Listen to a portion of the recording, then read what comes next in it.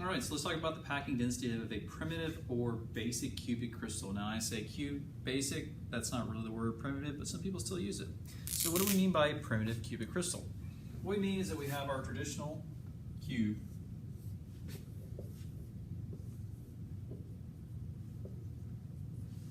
and within our cube we only have 8 atoms, one in each corner. So 1, 2, 3, 4, 5, 6, 7, 8. Now I haven't drawn this correctly, but what ends up happening is that basically these edges of these atoms touch and they make up the face of each atom.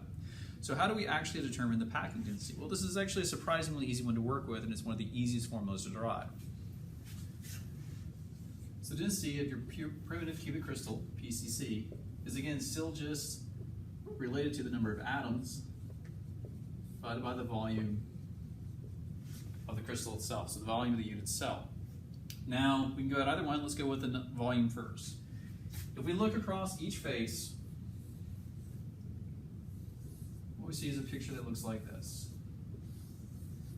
So basically, we have 4 atoms on each face touching each other. Now, each atom has a radius of r.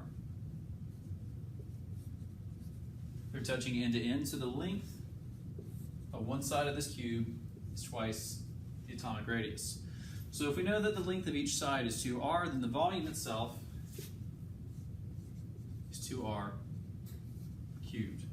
Now how about the actual mass that's inside it? Density is defined as mass per unit volume.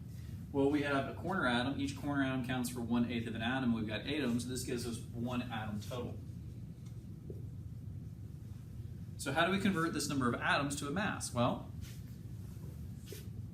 divide by Avogadro's number, which will get us to moles, and then multiply by molecular weight.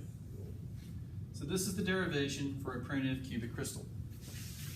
Our density is just 1 divided by twice the radius, quantity cubed, times the molecular weight, divided by Avogadro's number.